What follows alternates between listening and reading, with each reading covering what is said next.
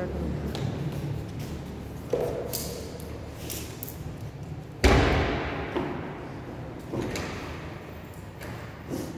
देखो बच्चों, सिंधु घाटी सभ्यता के संबंध में आपने पढ़ा। इस सभ्यता को वर्तमान में इस नाम से जानते हैं, हड़प्पा सभ्यता। ठीक है ना। इसके सर्वाधिक स्थल जो है उत्खनन में सरस्वती नदी घाटी, घग्गर और सरस्वती नदी घाटी के बीच में ज़्यादा पाए गए। इसलिए इसे सरस्वती घग्गर सभ्यता के नाम से भी जाना है, सर्वाधिक जो है। ठीक है। आपको एक चीज़ और बता दें कि सरस्वती जो नदी है वो एक समय जो है राजस्थान में बहा करती, आज वो विलुप्त हो गई है। तो बहुत समय पहले वो नदी का अस्तित्व था और वहाँ पर ही जो है मानव का बसावट होगा। ठीक है ना। मनुष्य की अनेकों प्रजातियाँ पाई गई हैं, लेकिन 4 प्रजातियों के हड़प्पा सभ्यता में वो क्या है साक्ष्य मिले। ठीक है। जैसे एक प्रोटो ऑस्ट्रेलाइड, भूमध्य सागरीय, अल्पाइन, एक शायद वो है निग्रिटो है शायद, इस 4 मंगोलाइड। ठीक है। ये 4 इनमें से जो मोहनजोदड़ो में है मिले हैं वो भूमध्य सागरीय में। ठीक है ना। और ज़्यादातर प्रोटो ऑस्ट्रेलाइड प्रजाति मनुष्य की करीब जो है 9 प्रकार की प्रजातियां मानव शास्त्रियों ने बताई। ठीक है। अब प्रश्न ये है कि ये मानव प्रजातियां क्या हैं। देखिए, सभी जो मनुष्य हैं, मनुष्य की बनावट के आधार पर त्वचा का रंग, शरीर की कदकाठी,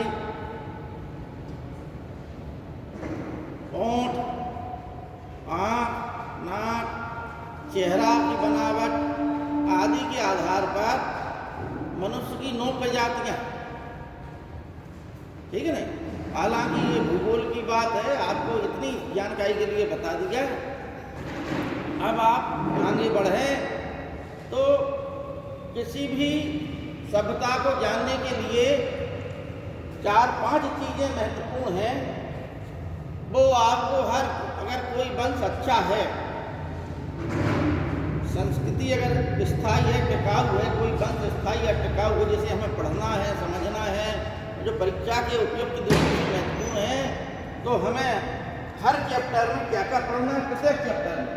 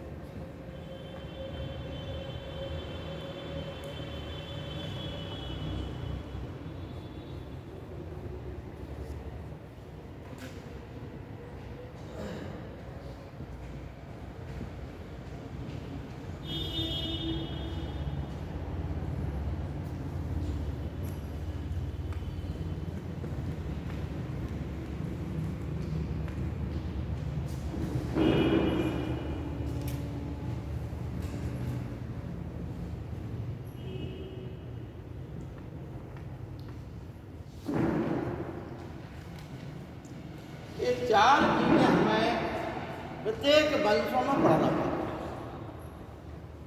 इसी के अंतर्गत कोई भी कालखंड हो इतिहास का, अगर इनमें जितना ज़्यादा चीज़ें होंगी समाहित, उतना ही वह वंश, वह कालखंड, वह इतिहास का भाग आपके लिए उतना ही परीक्षा की दृष्टि से महत्वपूर्ण होगा। ठीक है ना। इसमें सिंधु घाटी सभ्यता में के संदर्भ में हमें एक चीज समझना है, नगर नियोजन।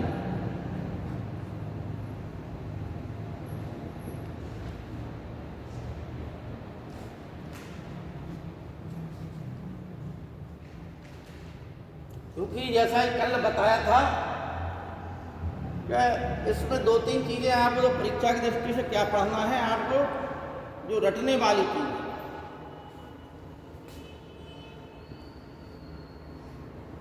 स्थल,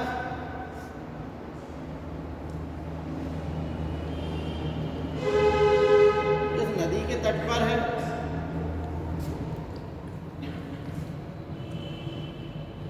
किस प्रदेश में है और इसका उत्खनन कहता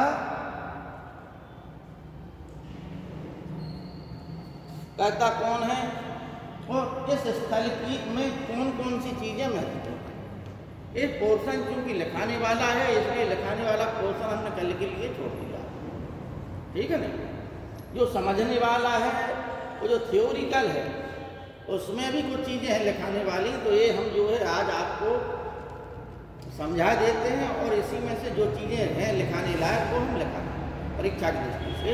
बकाया ये चीज़ें जो लिखाने वाली हैं वो लिखाने वाला काम जो है कल आपका होता है, ठीक है ना। तो नगर नियोजन आपको बताया कि सिंधु घाटी सभ्यता संसार की पहली ऐसी सभ्यता थी जिसमें शहरों को प्लांट करके नियोजित तरीके से बसाया, ठीक है ना। यहाँ पर जो नगर मिले विशेष रूप से साथ ही स्थल बहुत मिले हैं, लेकिन साथ जो है जिन्हें हम शहर कह सकते हैं उनमें शहरों का लक्षण पाए गए, ठीक है ना। इसमें हमें क्या देखना है, इसमें हमें ये देखना है कि सड़कें जो है एक दूसरे समकोण पर काट रही हैं, ठीक। मकान जो है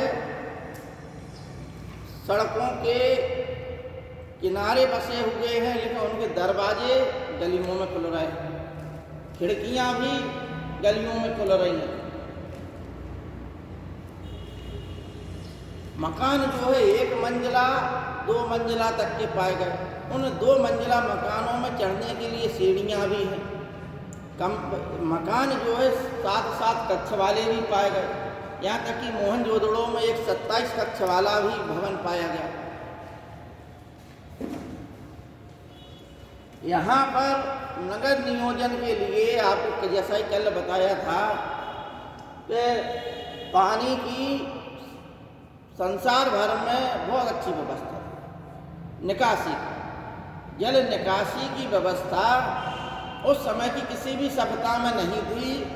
यहाँ तक कि 17वीं 18वीं शताब्दी में इंग्लैंड तक के प्रदेशों में ऐसी व्यवस्था नहीं थी। जैसा कि जल निकासी की 2 प्रकार की व्यवस्था होती है घर में, समझना आप लोग बात, आज भी आप लोगों के घर में है वो व्यवस्था क्या। हाँ बिल्कुल,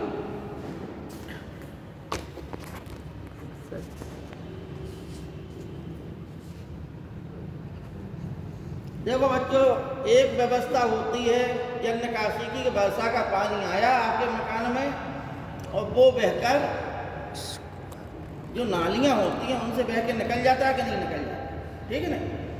एक व्यवस्था होती है जो डेली आप लोग, यानी वर्षा का मौसम नहीं है लेकिन जो आप उपयोग कर रहे हो पानी का, उस पानी को निकासी के लिए आपने व्यवस्था कर रखी। 2 बातें हो गई। ऐसी बात कि वर्षा का पानी आपके छत पे आपके मकान में बहुत तेजी से गिरेगा, बहुत इकट्ठा पानी होगा। अगर एक नाली बनी होगी या आपने एक ही नाली की व्यवस्था की होगी तो क्या है, पानी भरेगा, सड़कों पे जाम होगा, पहली बात तो मकान ही में भर जाएगा पानी, ठीक। आप लोगों ने देखा हो कि अगर छत बड़ी है तो उसमें जो है 17 नालियाँ बनी होंगी। अभी आप इसी बिल्डिंग में देख लो 17 जगह नालियाँ बनी, पाइप डले हुए। ये काहे के लिए डले, ओनली वर्षा की डले, समझ रहे आप। ये जो पाइप बने हैं डेली उपयोग नहीं हो रहा है। यहाँ पे जो नालियाँ बनी हुई हैं, चाहे ऊपर के पोर्शन में हो या नीचे के पोर्शन में हो, इस वाले में या इससे ऊपर वाले में, सब में जो है पाइप डले हुए नालियाँ बनी हुई। ये किस उद्देश्य से बने हैं कि वर्षा का पानी अगर गिरे तो छत पे भरे ना पानी और नीचे चला जाए। यह व्यवस्था खाली भारत देश में सिंधु घाटी सभ्यता में, और सबसे अच्छी व्यवस्था उसमें भी मोहनजोदड़ो। ठीक है, देखिए आपको हम बता दें कि सिंधु घाटी सभ्यता, जिसे हम हड़प्पा सभ्यता कहते हैं, जिसे हम प्रथम नगरीय क्रांति सभ्यता कहते हैं, जैसे कांस्य युगीन सभ्यता कहते हैं, जिसे हम सरस्वती घग्गर नदी सभ्यता कहते हैं, इस सभ्यता की कुछ ऐसी विशेषताएं जो संसार भर में कहीं नहीं थी। और इस सभ्यता का ज़्यादातर जो हम पाठ पढ़ते हैं, वो पाठ जो है किस रूप में पढ़ते हैं? मोहनजोदड़ो और हड़प्पा, ये दो जो है स्टुअर्ट पिगट ने कहा कि सिंधु घाटी सभ्यता की ये जुड़वां राजधानियाँ, मोहनजोदड़ो और हड़प्पा सिंधु घाटी सभ्यता की जुड़वां राजधानियाँ थीं। ठीक, अब नगर नियोजन कैसा था? नगर नियोजन ऐसा था कि पूरब दिशा ये हो गई, पश्चिम दिशा ये हो गई। ठीक, समझना बात? ज़्यादातर मतलब एक देखो आपको बताएं, हर जगह अपवाद है यहाँ पर, वो अपवाद आपको हम लिखा देंगे। जो अपवाद है अभी आपको हम समझा रहे हैं, तुरंत इसके बाद अपवाद लिखा देंगे कि क्या है अपवाद। सामान्य चीज़ अपवाद चीज़ लिखा देंगे तो आपका क्लियर हो जाएगा सब चीज़। ठीक है ना? एक पूरब तरफ मतलब ज़्यादातर क्या है, दो टीले मिले। कितने टीले मिले? दो टीले, एक टीला पूरब तरफ, एक टीला पश्चिम तरफ। ठीक, पूरब टीला जो है इसे गढ़ी क्षेत्र, इसे दुर्ग क्षेत्र, इसे किला क्षेत्र, वैसे एक सिएटल नामक अंग्रेजी शब्द है, मतलब घड़ी घड़ी क्षेत्र को कहा जाता है। तो इसे 3-4 नामों से जाना जाता है। किले की यानी दुर्ग की या गढ़ी क्षेत्र की व्यवस्था ये थी कि ये चारों ओर से रक्षा प्राचीर से घिरा होता था। ठीक है ना? यहाँ पर कुछ विशिष्ट लोग रहते थे। विशिष्ट का मतलब है कि जो वहाँ के प्रशासक लोग थे, वो लोग यहाँ रहते थे। बकाया नगर, बकाया जो सामान्य जन था, वो सामान्य जन यहाँ रहता था। ठीक है ना? तो हमें क्या सीखना है? हमें ये सीखना है कि जो ध्यान दें, एक चीज़ हम शायद गलत बता गए।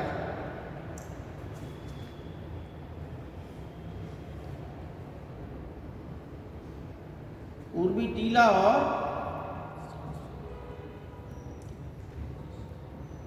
क्योंकि हमारे गांव में है तो इसलिए हमें ध्यान आ जाता है, पूरा इसी प्रकार का सिस्टम है। पूरब तरफ को क्या है? नगर क्षेत्र। हम थोड़ा गलत बता गए थे आप लोगों को। तो पश्चिम में क्या है? दुर्ग टीला, दुर्ग या किला या गढ़, ये पश्चिम में, यानी आगे को जो है नगर बसता था और पीछे को दुर्ग। ठीक है ना? ध्यान दें आप लोग, पूरब को नगर क्षेत्र, पश्चिम को किला, और ये जो है रक्षा प्राचीर से घिरा। ठीक, खाली ये स्थल सुरकोटदा था शायद, जिसका जो है ये किला के चारों जो रक्षा प्राचीर है उसके भी आगे खाई का इंतजाम। ठीक है ना? हर जगह जो है 2-2 टीले मिले, लेकिन कालीबंगा में 3 टीले मिले। ठीक, हर जगह जो है रक्षा प्राचीर जो है खाली जो दुर्ग टीला है रक्षा प्राचीर से घिरा होता था, लेकिन मोहनजोदड़ो, हड़प्पा और कालीबंगा में नगर टीला भी रक्षा प्राचीर से घिरा। ठीक है ना? ये हम तथ्य लिखा देंगे अभी आप लोगों को। तो 2 की जगह एक टीला लोथल से मिला। ठीक है ना? लोथल में सिर्फ एक ही टीला है, जहाँ पर किला भी है और जहाँ पर नगर भी है। और धौलावीरा में जो टीले मिले हैं वो 3 भागों में है धौलावीरा। कौन कौन भाग हैं? एक तो आपको बताया दुर्ग भाग, और दूसरा मध्यम नगर, और तीसरा निचला नगर। ठीक है। अच्छा, एक चीज और है, जो सामान्य जन, श्रमिक जन था, श्रमिक वर्ग, या आप लोग कह लीजिए कि श्रमिक वर्ग, कारीगर वर्ग और दास वर्ग। क्योंकि उस समय की व्यवस्था में आपको हम बता दें कि मनुष्य ने जहाँ नवपाषाण काल आया, अधिशेष का सिद्धांत प्रारंभ हुआ, बचत का सिद्धांत, वहाँ से मनुष्य के बीच में विविधीकरण प्रारंभ हुआ। और इसका परिणाम ये हुआ कि मनुष्य ने मनुष्य को ही गुलाम बनाना प्रारंभ किया। ठीक है ना? आप जो देखते हो, बड़ा आश्चर्य कहते हो, घूमने जाते हो कहाँ पर? मिस्र में फराओं के राजाओं ने बनाए बड़े बड़े पिरामिड, ऐसे कि जिनको मतलब करीब 100 हाथी ना खींच पाए। इतने बड़े बड़े पत्थरों को, कई टन के पत्थरों को इस प्रकार से नक्काशी से काट दिया गया, बिल्कुल चिकना करके, और फिर एक दूसरे के ऊपर रख दिया गया।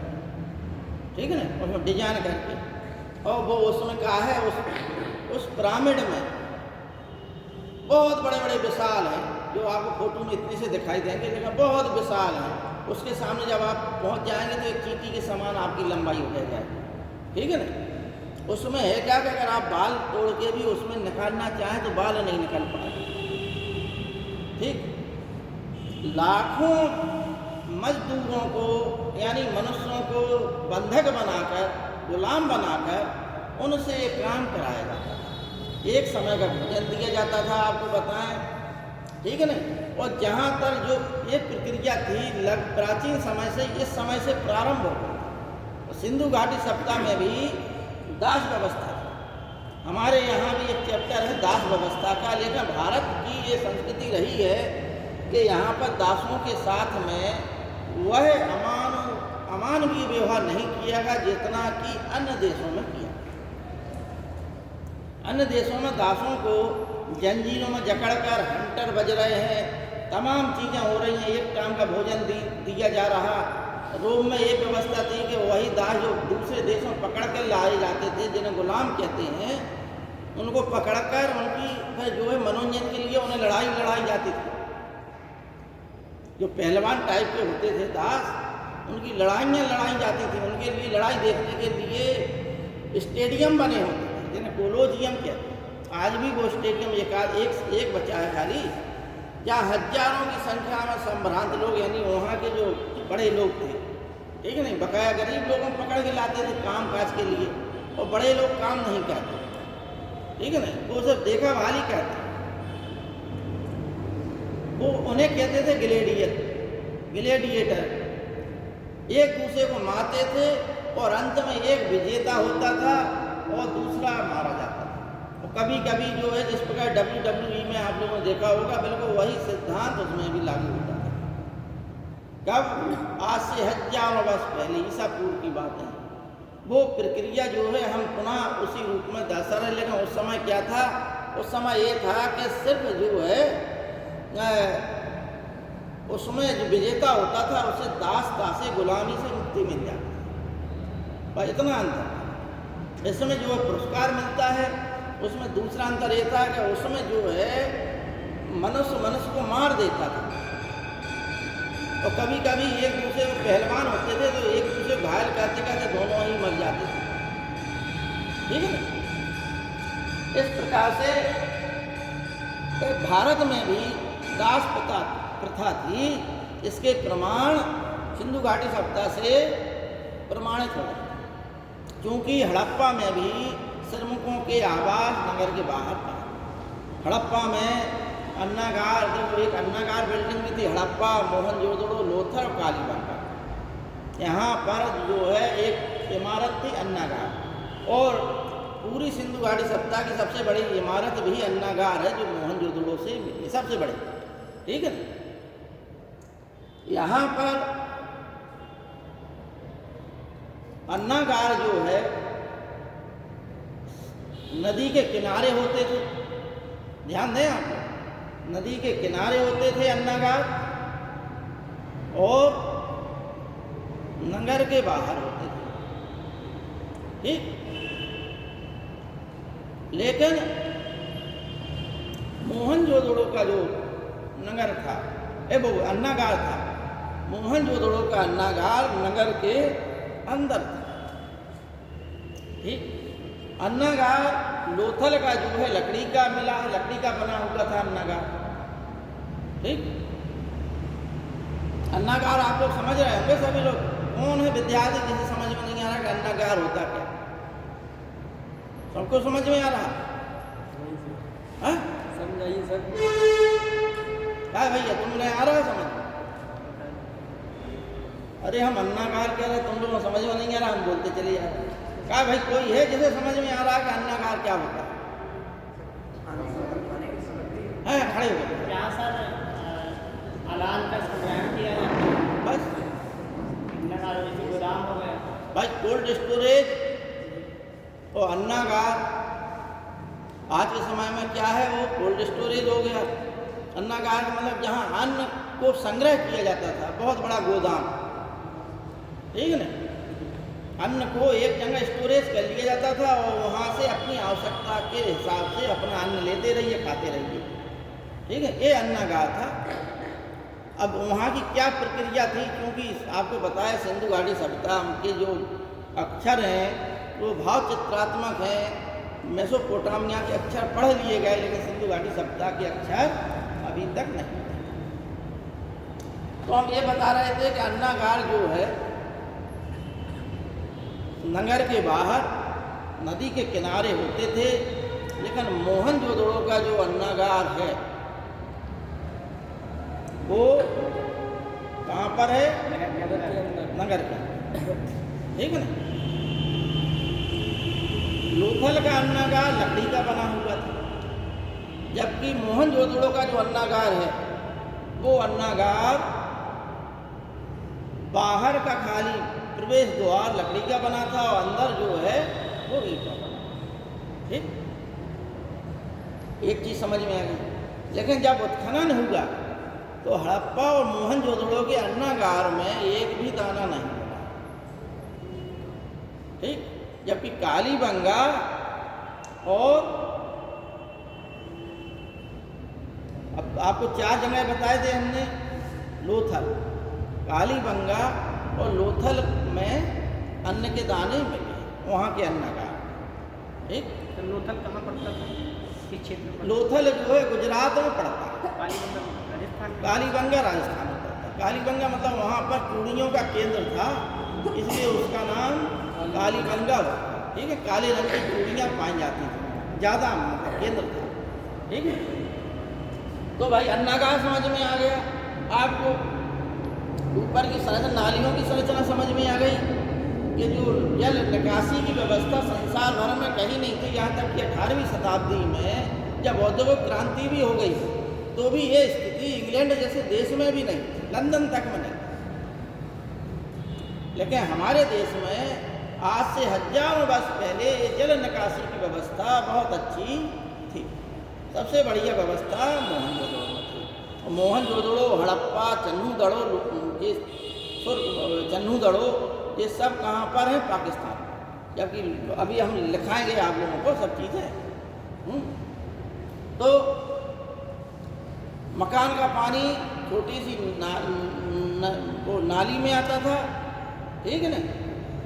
उसके बाद बाहर, ठीक, सड़क वाली नाली में, बड़ा सड़क वाली नाली नाले में, और नाले से नगर के बाहर चला जाता पानी। एक बात।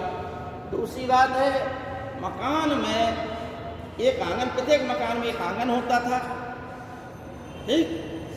एक कमरे, 2 कमरे व्यक्ति की हैसियत के हिसाब से मकान आज भी होता है, वैसे भी होता था।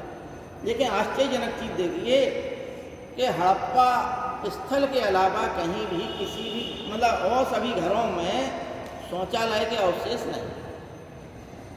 हड़प्पा के प्रत्येक घर में शौचालय था, ठीक है ना। कब्रिस्तान जो है हड़प्पा में मिला है, मोहनजोदड़ो में कब्रिस्तान के अवशेष नहीं मिले, ठीक। समाधिकरण 3 प्रकार का होता था, पूर्ण समाधिकरण, आंशिक समाधिकरण और दाह संस्कार, ठीक। विशेष रूप से इसमें भी विभेद है कि इसमें सबसे ज़्यादा कौन सा था, ये विवाद का विषय है। अब देखिए ईंटें,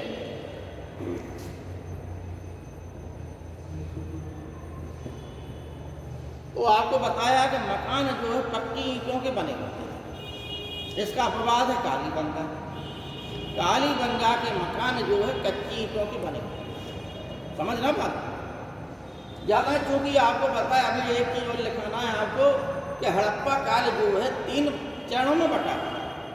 ठीक, एक प्राग हड़प्पा काल यानी हड़प्पा काल से पहले का काल, ठीक, एक विकसित हड़प्पा काल और फिर एक उत्तरवर्ती हड़प्पा काल, जहाँ पर हड़प्पा सभ्यता का पतन प्रारंभ हो जाता है। तो पतन के लक्षण जो है दृष्टिगोचर होते हैं। ईंटें जैसा कि हमने कल बताया था या उल्टा सीधा बता गए हों, इस समय ईंटें जो है सामान्य ईंटों का अनुपात 28 गुणित 14 गुणित 7, इसे हम क्या कह सकते हैं, 1:2:4, ठीक है ना। और हमने शायद कल जो है आपको 1:2:4 में बता था, उल्टा करवा, ठीक है। ये जो है क्रम यही है, ये औसत था, ये सामान्य था। ज़्यादातर ईंटें इसी आकार की पाई गई, लेकिन मोहनजोदड़ो से बृहद ईंटें भी पाई गई इस आकार के अलावा भी, और मोहनजोदड़ो से ही कुछ जो है निम्न आकार की हो पाई। सर ये 4:2:1 है सर। 4:2:1।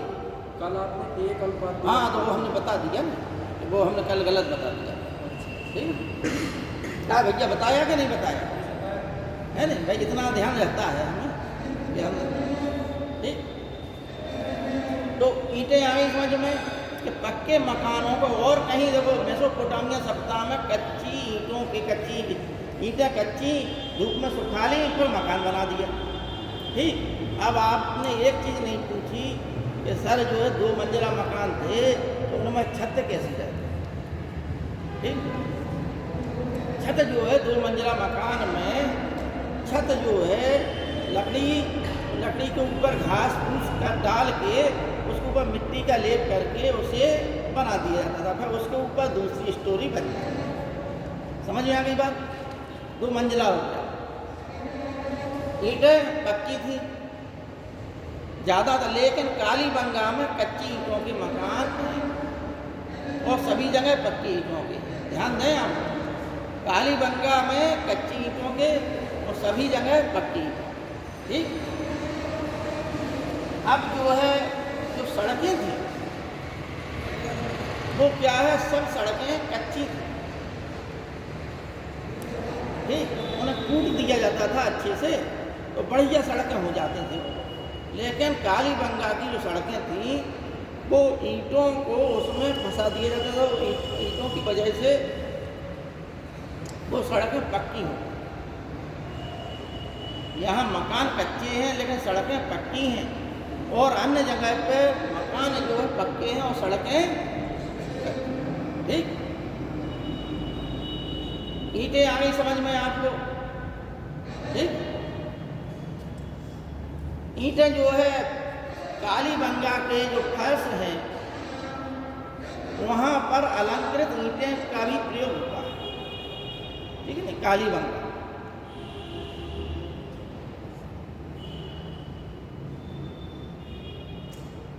तो ये ईंटों से संबंधित 1-2 तथ्य और हैं कि कहीं पे स्थल का नाम ध्यान नहीं आ रहा, कि कहीं पे जो है वो ईंटों से संबंधित और है एक तथ्य, वो बता देंगे आपको। तो ये ईंटें हो गई। अब एक आप बृहद स्नानागार और समझ लीजिए, ठीक।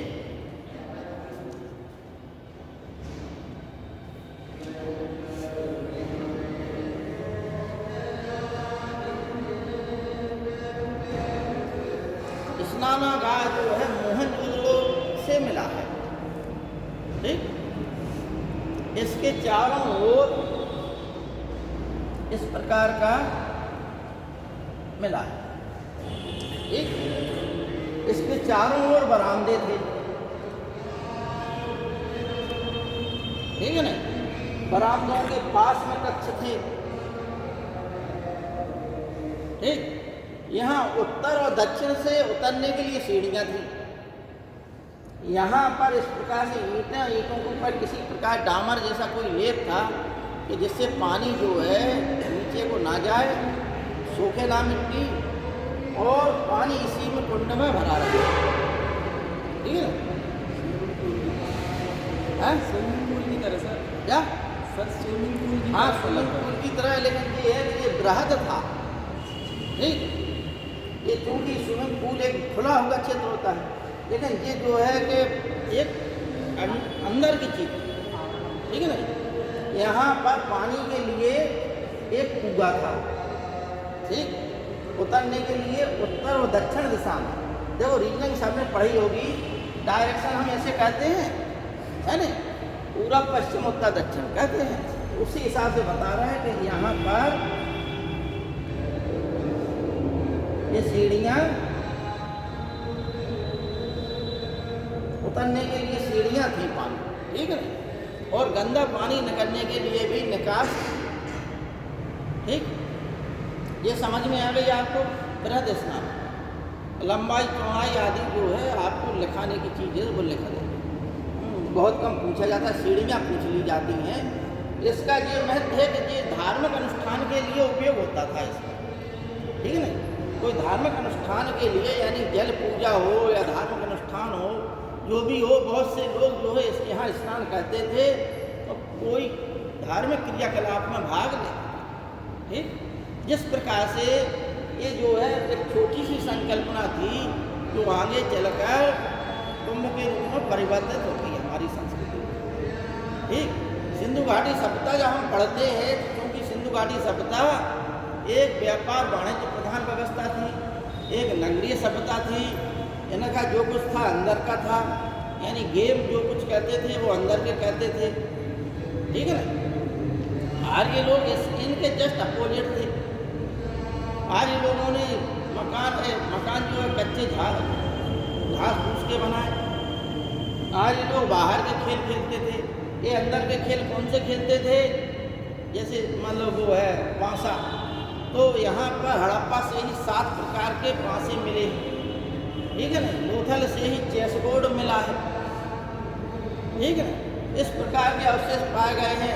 अच्छा, आप लोगों ने देखा हो स्प्रिंग में जो बंदर उछलता जाता है, चढ़ता जाता है एक लकड़ी पे, ये सब जो है इसी काल के हैं।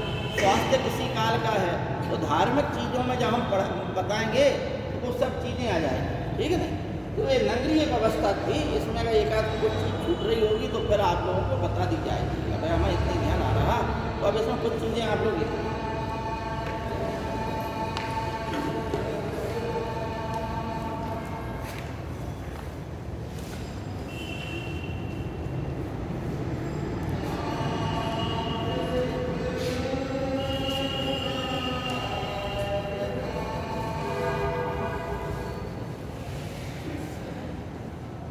देखो बच्चों, कभी कभी परीक्षा में आ जाता है कि सिंधु घाटी सभ्यता के जो प्राक सैंधव स्थल थे वो कहाँ कहाँ, ठीक है ना।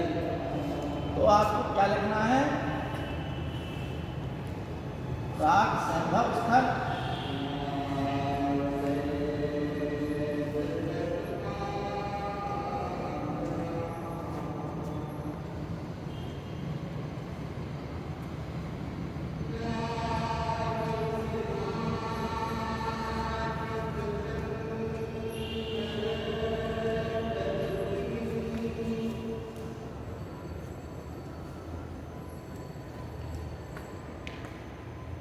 कालीबंगा से कोई एक स्थल और है, वहाँ से तीनों चरण के अवशेष मिले, ठीक है ना।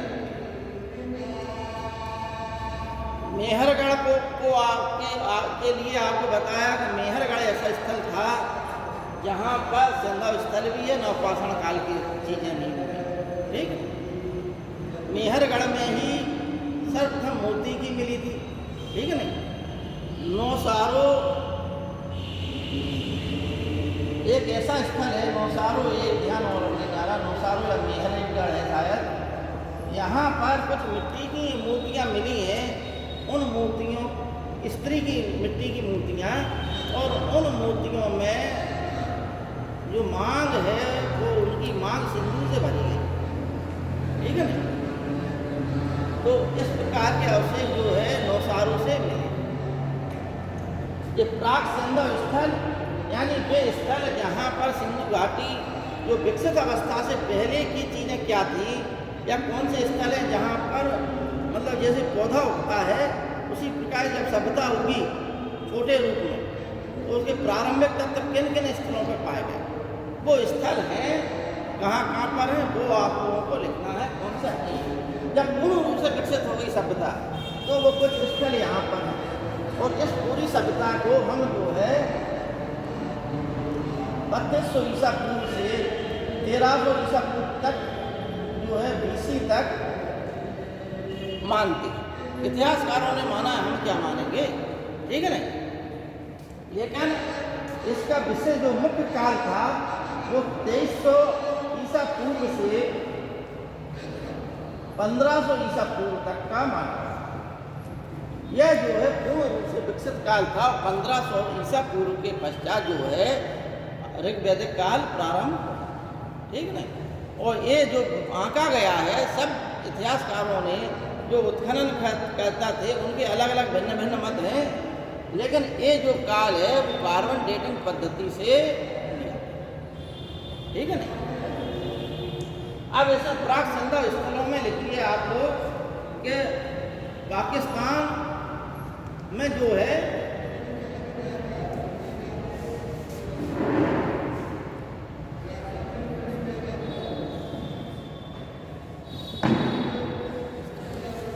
पाकिस्तान में 3 जगह पे ज़्यादा पाए, आपको हम बताएं, ठीक। पाकिस्तान में कहाँ है, एक बलूचिस्तान,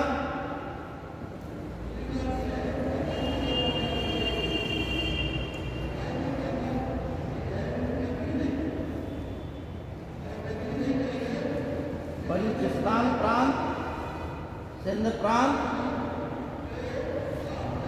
और आपका पंजाब प्रांत,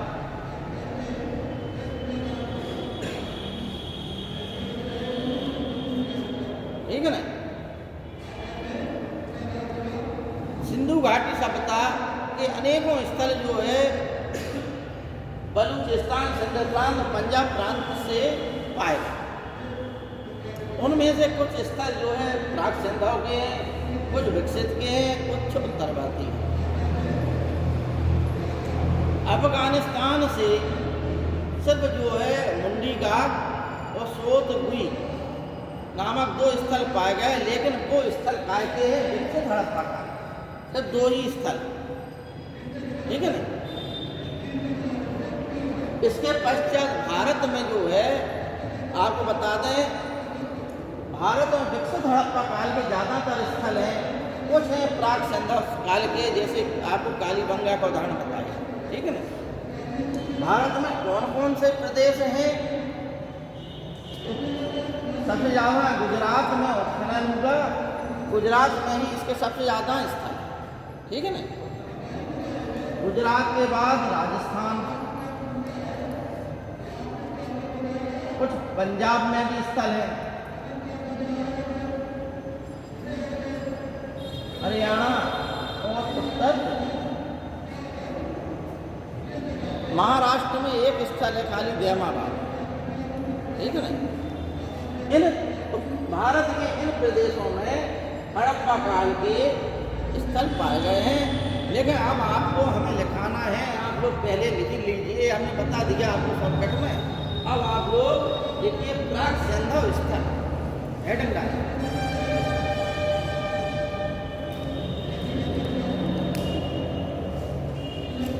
उसमें आप लोग डालिए बलूचिस्तान। बलूचिस्तान में कौन से मतलब स्थल मिले बलूचिस्तान प्रांत में,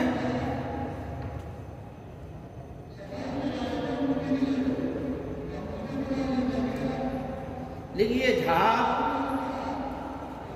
झाप,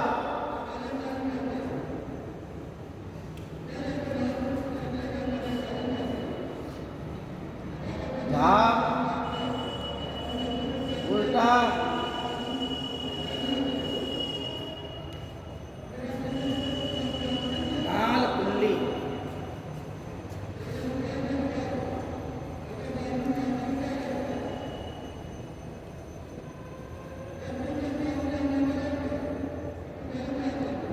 मेहरगढ़ और मेही, किले गुल मोहम्मद।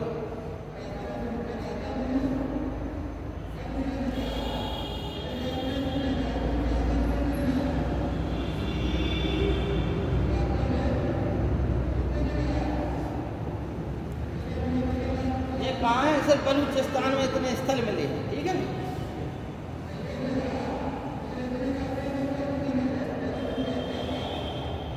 झार, कोटा, नाल, कुल्ली, मेहरगढ़, मेही, किले गुल मोहम्मद।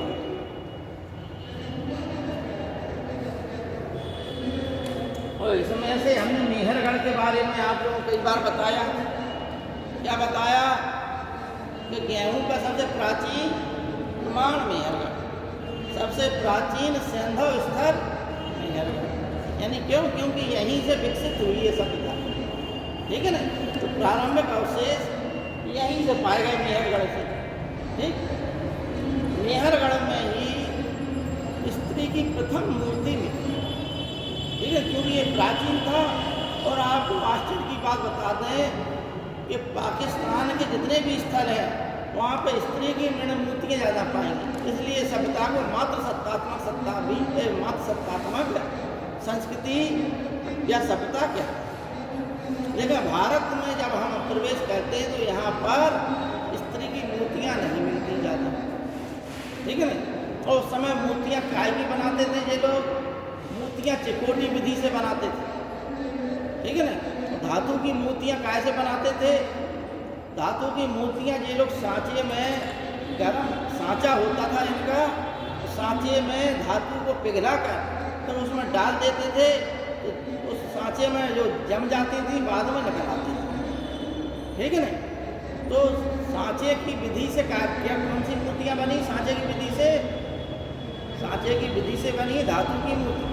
और चिकोटी विधि से, चिकोटी का मतलब हाथ से चुटकी बजाते हुए ऐसे नहीं बनाती जाती, तो ऐसे हाथ से बनाई गई चिकोटी विधि से बनाई गई काय की? मिट्टी की, ठीक है ना।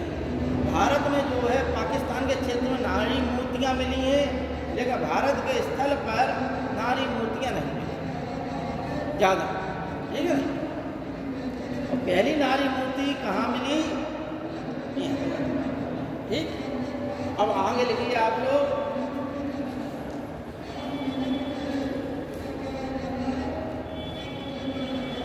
अब लिखिए सिंध, सिंध प्रांत में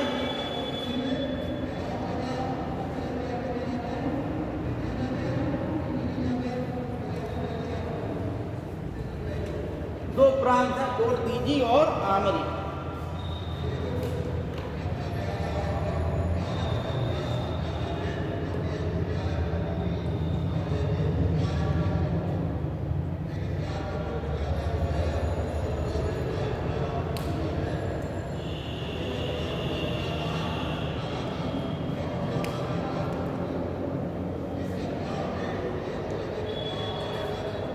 ये कोट दीजी की जो है फजल अहमद ने खुदाई कराई थी। कोट दीजी में रक्षा प्राचीन मिली है। कोट दीजी ही ऐसा स्थल है जिसका 2 बार विनाश हुआ, काय से? अग्निकांड। तो इस स्थल का 2 बार विनाश अग्निकांड से हुआ। कोट दीजी में जो मोहरें पाई गई मिट्टी की, यहाँ उन मिट्टी में सींग वाले देवता का अंकन है। सबसे पहले सींग वाले देवता का अंकन कहाँ से प्रारंभ होता है? कोट दीजी से। सींग वाला देवता इनका एक प्रमुख देवता था सैंधव सभ्यता के लोगों का।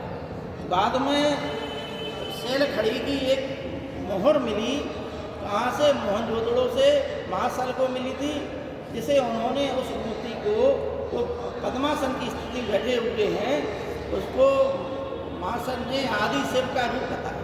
उनके चारों ओर गेंडा, भैंसा, हाथी और व्याघ्र बैठे हुए हैं, जिसको महासन ने क्या बताया? आदि शिव का रूप, ठीक है ना। इस प्रकार से कोट दीजी की ये चीज़ें थी।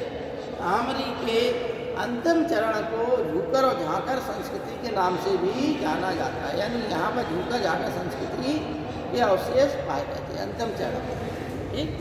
तो ये 2 स्थल हैं, कोट दीजी और आमरी, कहाँ के? सिंध के।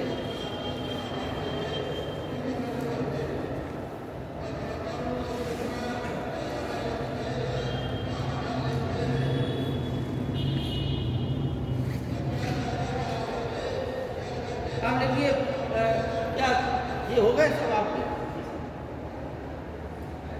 अब आप भारत में लिखिए, भारत में, ठीक है ना, भारत के प्राक संभव स्थल पंजाब प्रांत में जाएगा। है, पंजाब प्रांत। पंजाब में नहीं पाएगा, पंजाब में प्राक संभव स्थल नहीं पाएगा। जब सिंध के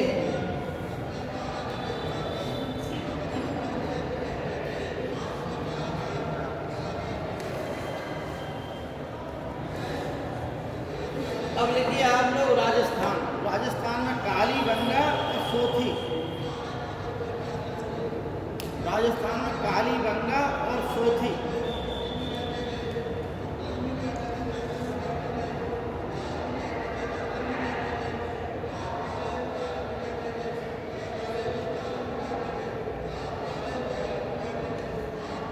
हरियाणा में लिखिए आप लोग राखीगढ़ी, बनावली,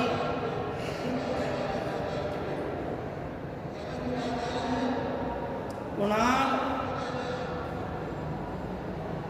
राखीगढ़ी, बनावली, कुणाल, भीणा, भीरणा, कुणाल, भीरणा, बालू, बालू, बालू,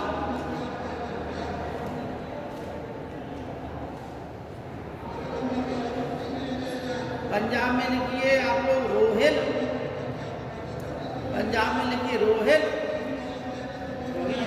रोहिल और मसूर साना, मसूर साना। पंजाब में दो स्थल पाए गए, कौन कौन से? रोहिल और मसूर साना, ठीक है ना, रोहिल और मसूर साना। गुजरात के लिखिए आप लोग कुंतासी, कुंतासी, गुजरात के लिखिए कुंतासी, धौलावीरा, कुंतासी, धौलावीरा और पादरी, कुंतासी, धौलावीरा और पादरी, ये कहाँ के हैं? गुजरात के 3 स्थल।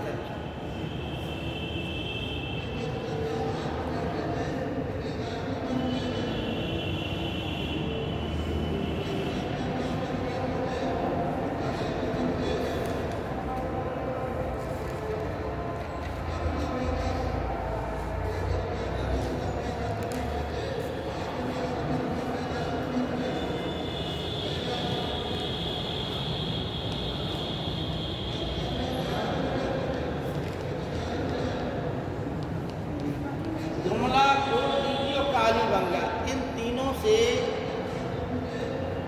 मोहरें मिली हैं मिट्टी की, और यहाँ पर वो सींग वाले देवता का चित्रण मिला, सींग वाले देवता का अंकन मिला। कहाँ से? जुमला, कोटदीजी और कालीबंगा, ये तीनों स्थल काय के प्राक संभव स्थल। प्राक संभव स्थल का प्रमुख देवता कौन हो गया? सींग वाला देवता, ठीक है ना।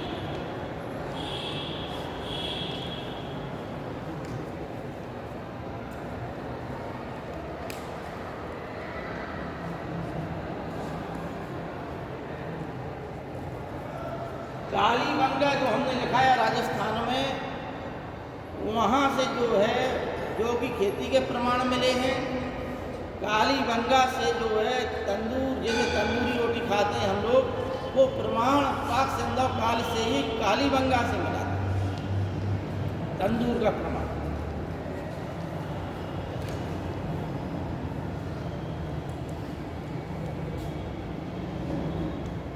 अब आपको लिखना है इस सभ्यता का विस्तार कहाँ कहाँ था। विस्तार में आपको बताया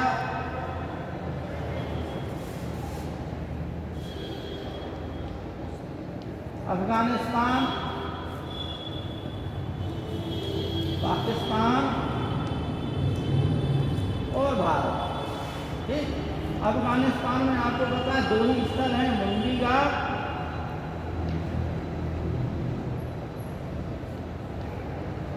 और सोतू गई।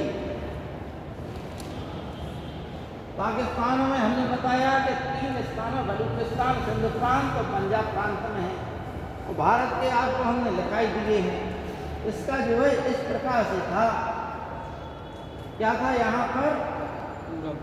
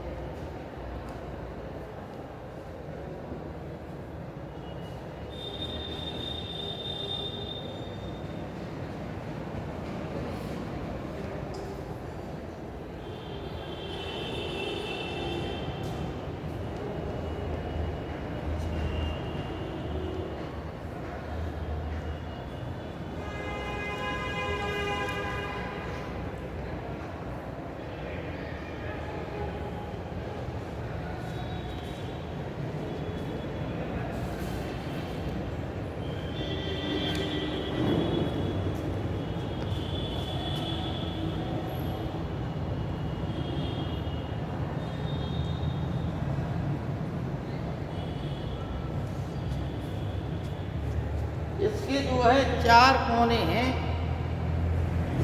किनारे बोलते हैं। कौन कौन है? पूर्वी किनारा है आलमगीरपुर, कहाँ है? उत्तर प्रदेश के मेरठ जिले में आलमगीरपुर। किस नदी किनारे है? हिंडन नदी किनारे। पश्चिमी किनारा है बलूचिस्तान में स्थित सुतकांगेंडो, ये किस नदी किनारे है? ये दास्क नदी के किनारे। उत्तरी किनारा मांडा है जम्मू कश्मीर में, जो चिनाब नदी के किनारे है। और दक्षिणी किनारा जो है दैमाबाद है, महाराष्ट्र में है, यह त्रिपुरा नदी के किनारे है। यह पूरब से पश्चिम तक जो है 1600 किलोमीटर क्षेत्र में फैली है सभ्यता, और उत्तर से दक्षिण तक 1400 किलोमीटर में फैली। ठीक है ना? उत्तर से दक्षिण तक 1400 किलोमीटर और पूरब से पश्चिम तक 1600 किलोमीटर।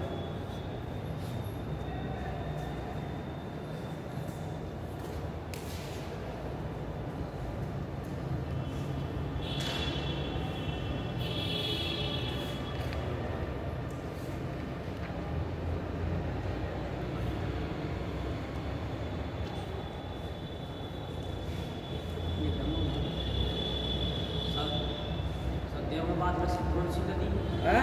देमाबाद में नदी, दैमाबाद जो है त्रिपुरा नदी।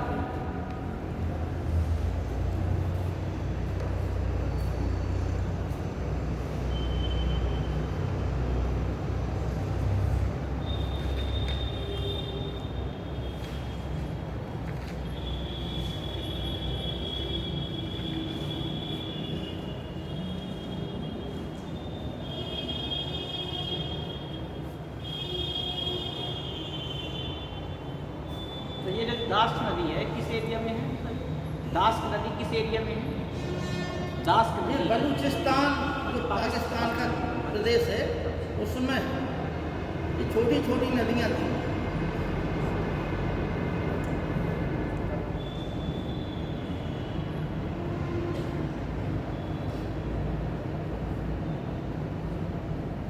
अब आप लोग लिखिए, अफगानिस्तान के 2 स्थल हैं, कुंडीघाट और सोतगुई। तो आप सोतगुई घई लिखिए, सोतगई कहीं है, सोतगुई कहीं है, तो जैसा आप लोग समझ में आए वो लिख लीजिए। कहीं कहीं पर सोत घई है और कहीं कहीं पर सोत हुई है। ठीक है ना? देखिए, सोत घई स्थल का नाम डालिए और लिखिए कि यह जो है आक्सस एवं कोकचा नदियों के संगम पर स्थित है। आक्सस एवं कोकचा, सब दोबारा बोलिए। आक्सस एवं कोकचा होता क्या है बेटा? देखो हम तुम लोगों को बताएं। सर गोकचा है, गोकचा। कोकचा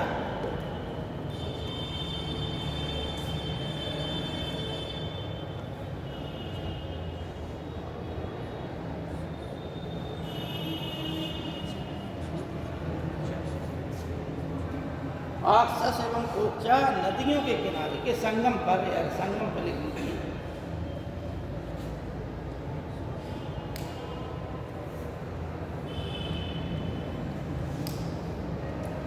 यहाँ पर जो चीजें पाई गई ये क्या पाया गया? नहरों के अवशेष, ठीक है नहीं, नहरों के अवशेष यहाँ से मिले। ठीक, एक चीज। अच्छा, अफगानिस्तान ने क्या काम किया? अफगानिस्तान ने जो व्यापारिक मंडी होती है उसका काम किया, ठीक है नहीं। इन लोगों की अर्थव्यवस्था ऐसी थी कि भारत में चूंकि ये सभ्यता जो थी वो व्यापारिक सभ्यता थी, नगर निवास वाली सभ्यता थी, व्यापारियों का बोलबाला था। अतः इस सभ्यता के लोग स्थल मार्ग से जल मार्ग से व्यापार करते थे, ठीक है ना, स्थल मार्ग और जल मार्ग से। स्थल मार्ग में भी वह जो है गाड़ियों का प्रयोग करते थे। कौन सी? बैलगाड़ी, ठीक है ना। बैलगाड़ियों के भी प्रमाण मिले हैं, मिट्टी के मॉडल मिले हैं, कांसे के भी मिले हैं, हड़प्पा से मिले हैं, जैमाबाद से मिले हैं, इक्का गाड़ी भी मिली है, ठीक है ना। जहाँ रथ के भी प्रमाण मिले हैं। इस प्रकार से इन प्रमाणों के आधार पर, और सुनिए आप लोग, उस समय जो है सारगोन शासक था बेबीलोन की सभ्यता। आपको हमने बताया था कि 4 सभ्यताएं हुई हैं, सुमेरियन सभ्यता, बेबीलोन सभ्यता, असीरियन सभ्यता और अक्कादी। असीरियन सभ्यता के बाद कौन सी है? असीरियन, असूर, ठीक। चौथी एक सभ्यता कौन? हमने क्या बताया? एल्डियन, ठीक है ना। तो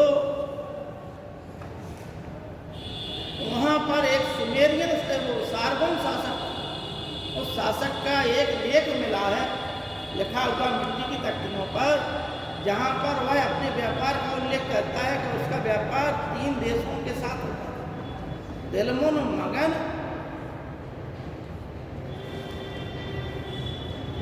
दिलमुन, मगन और एक नाम और फिर भूल रहा है, ठीक है नहीं।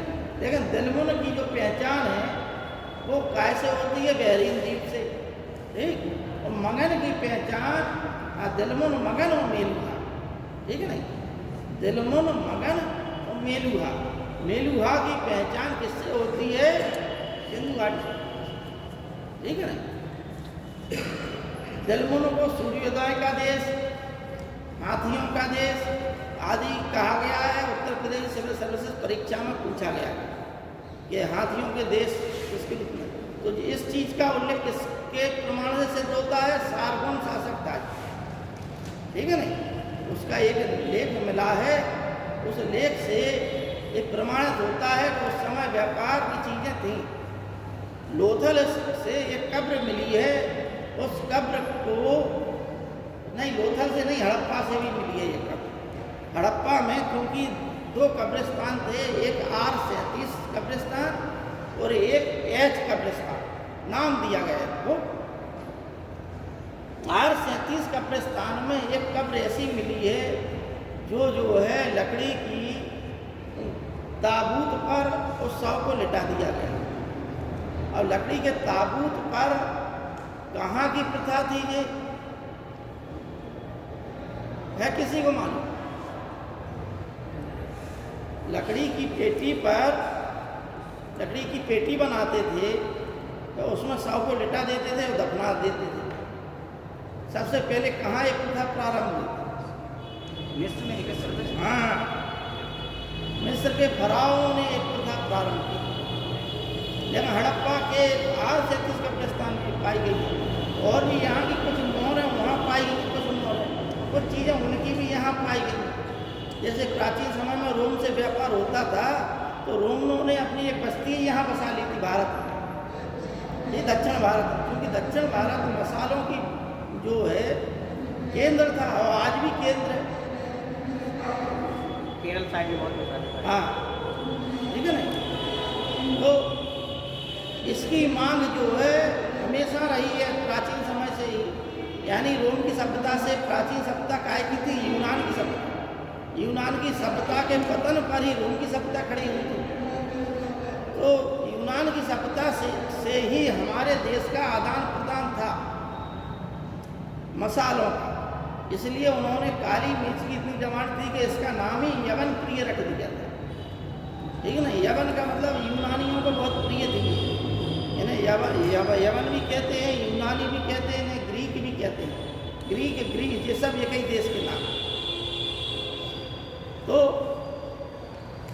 व्यापार की दृष्टि से हमारा देश जो है वो समय की मिस्र की सभ्यता से और यहाँ की सभ्यता से भी जुड़ा हुआ था। इसलिए कुछ अवशेष वहाँ की खुदाइयों में भी इस कालखंड के पाए गए। इसलिए कुछ लोगों ने दोषारोपण कह दिया, इतिहासकारों ने, अंग्रेज इतिहासकारों ने, कि जो सुमेरियन लोग हैं उन लोगों ने यहाँ आकर जब जनसंख्या उनकी ज़्यादा बढ़ गई तो यहाँ आकर भारत में आकर उन लोगों ने भारत में सिंधु घाटी सभ्यता की स्थापना। ठीक है ना। तो ये चीज़ें हैं, लिखिए आप लोग।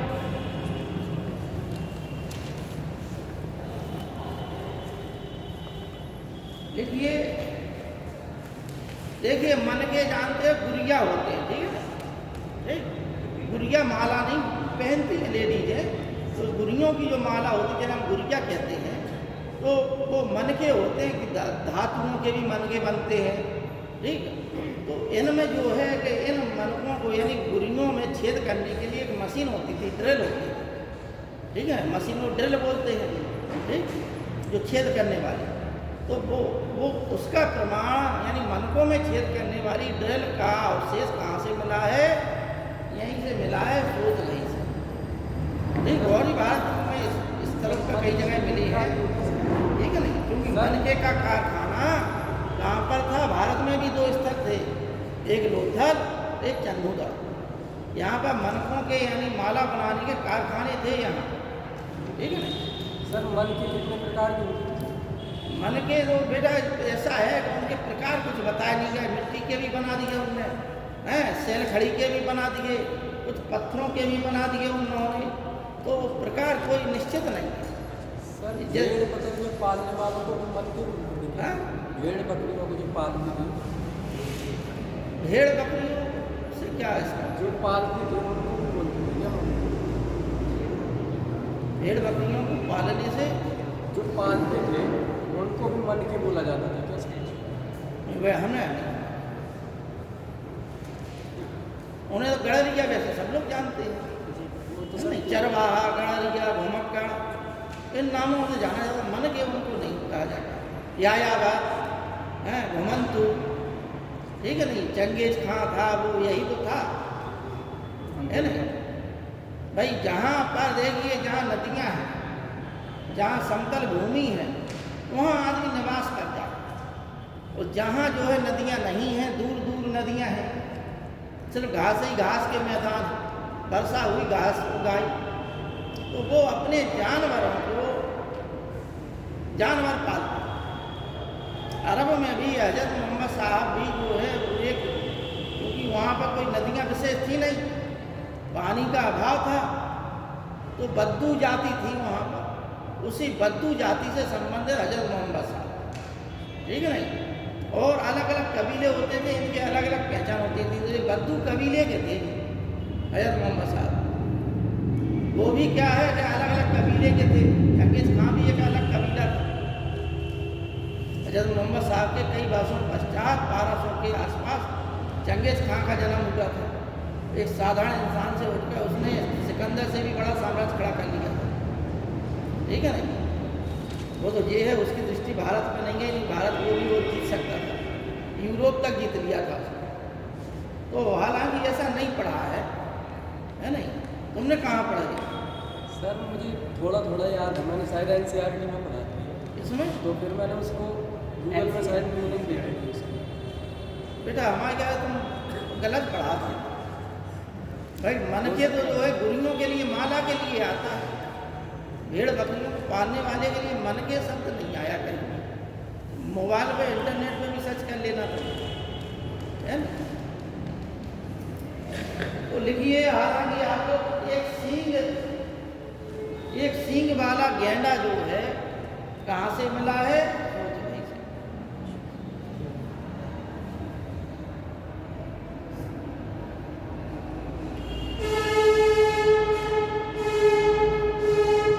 अब आप लोग मुंडी गाक लिख लीजिए, मुंडी गाक। मुंडी गाक जो है अरघन नदी के किनारे बसा हुआ। अरघन, अरघन दाब, अरघन दाब नदी के किनारे यह जो है बसा हुआ था। अरघन दाब नदी के किनारे बसा हुआ था। जे.एम. कसाल ने इसका उत्खनन कराया था या इसकी खोज की थी।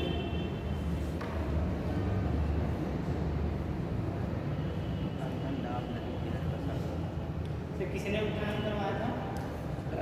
कसाल थे, ठीक है, जे.एम. कसाल।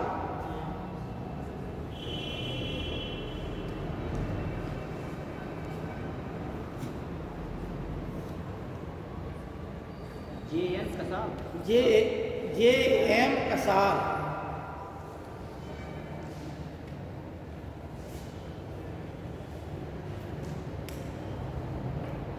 देखो बच्चों, कुछ ऐसी चीजें हैं जो सामान्य हैं, वो 1-2 मिनट में बता देते हैं कि सिंधु घाटी सभ्यता के लोग इससे अलग चीज बता रहे हैं, ठीक है ना?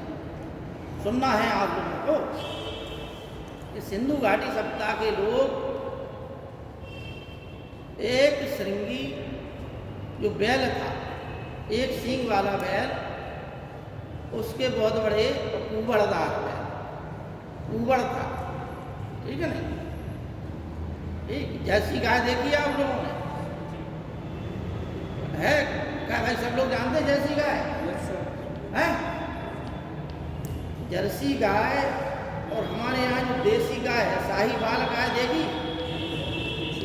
सबसे ऊंची चौड़ी हो गाय, ठीक है ना? अच्छी ऊंची चौड़ी गाय हो वो साहीवाल गाय, ठीक है? नागौरी गाय, साहीवाल गाय अच्छी होती है, अच्छा दूध देती है। तो उसमें क्या है कि जो सांड होते हैं उनमें कुबड़ होता है आगे ऊपर, ठीक है ना? तो वो कुबड़ वाला और एक सींग लगा हुआ था उसमें।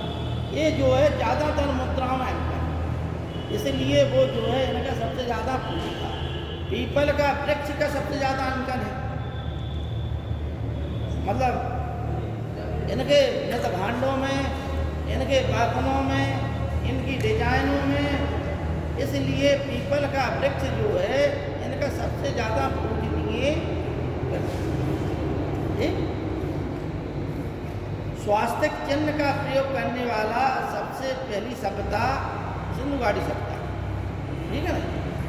सिंधु घाटी सभ्यता में ही स्वास्तिक की पूजा का प्रारंभ हो गया। स्वास्तिक के चिन्ह जो है यहाँ के तमाम मध्यभांड और मोहरों में भी पाए गए, ठीक है ना? एक चीज़ें आ गई आपको समझ में। तो यहाँ जो है सांड पाया गया, लेकिन गाय से ये लोग, देखिए अब इतिहासकारों की मान्यता देखिए, मतलब कितनी बेवकूफ़ीपूर्ण बात कहते हैं कि गाय से ये लोग जो है परिचित नहीं थे। कुछ इतिहासकार ने लिख दिया, जब गाय से परिचित नहीं थे तो सांड एकाएक आ जाएगा, है ना? ये जरूर है कि भाई गाय का उस समय महत्व नहीं था इनकी दृष्टि, ठीक? क्योंकि ये व्यापार प्रधान थे और उनको जो है अपने रथों में जोत लेते थे, बैलगाड़ियों में। व्यापार इधर से उधर जाता था। जब आर्य लोग आए तो उन्होंने जो है उन बैलों को खेतों के लिए किया, और गाय जो है उनकी अर्थव्यवस्था प्रमुख हो गई। क्यों? क्योंकि गाय से दूध, दही, घी और धन, जो जितना ज़्यादा गाय वाला हो गया वो उतना धनिक हो गया, उतना बड़ा धन संपन्न हो गया। यहाँ तक कि ब्राह्मण लोग भी कर्मकांड करते थे तो उन्हें भी गाय दी जाती थी। कठोपनिषद की संरचना तो गाय दान से प्रारंभ हो गई, है ना? नचिकेता और यम का संवाद है कठोपनिषद में, और उसमें उसका पिता जो नचिकेता का पिता है वो जो है अपनी अच्छी अच्छी गायें छांट लेता है और बूढ़ी मरने वाली गायों को दान कर देता है। उसका जो लड़का था नचिकेता, छोटी उम्र का, वो देखता है कि मेरे पिता जो बड़ा गड़बड़ करता है, दान भी कर रहे हैं तो गलत दान कर रहे हैं, नचिकेता जी आप दान गलत कर रहे हो। बच्चे तो चूंकि जानते ही हो, सत्य बोलते हैं ज़्यादातर, है नहीं। तो पिता बोले कि भाई हम क्या है, जो चीज़ हमें प्रिय है वो दान कर रहे हैं। तो उसने कहा कि आपको सबसे ज़्यादा प्रिय कौन है? पिता ने कहा कि लड़का ही, तुम ही सबसे ज़्यादा प्रिय हो। बोले तो हम ही को दान कर। जब जिद पे आ गया तो उन्होंने कहा कि जा तुमको भी हम दान करें। तो फिर यमराज और उनका जो है नचिकेता का संवाद है कि यमराज अनेक प्रकार के प्रलोभन देते हैं नचिकेता को कि तुम ये ले लो, राज ले लो, संसार भर का स्वर्ण ले लो, तुम सब कुछ ले लो, दास दासियाँ ले लो, साम्राज्य ले लो, जितना चाहिए अथाह संपत्ति ले लो, सब कुछ ले लो। लेकिन नचिकेता नहीं मानता।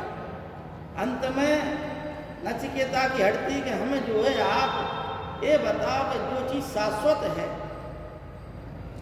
जिस आनंद के पश्चात सभी आनंद समाप्त हो जाए।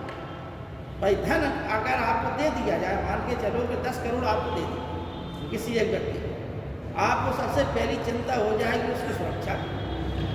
आपका चैन जो है हो सकता है 2-4 रात नींद ही ना आए, ठीक है नहीं।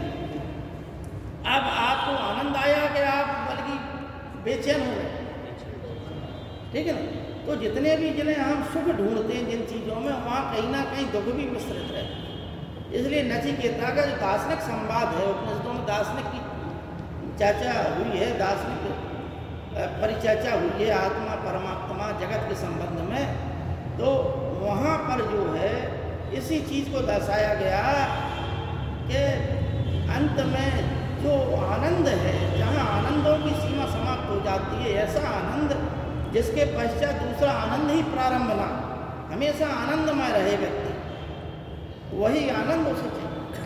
और वो आनंद कहाँ था? ब्रह्मानंद, यानी ब्रह्म ज्ञान ही वह आनंद है कि ब्रह्म ज्ञान का जो ज्ञान प्राप्त कर लेता है वो अपने आप में वो मस्त हो जाता है, ठीक है नहीं। तो जो हालांकि दूसरी चीज़ है, अब आप लोग जो है समय हो गया है बच्चों, हमारी जो ड्यूटी लगी हुई है। हम एक चीज़ और है, देखो टॉपिक होते हैं ज़्यादा, मौखिक बता सकते हैं हम लोगों को, लिखाने की प्रक्रिया में थोड़ा क्या है बाधा है ना।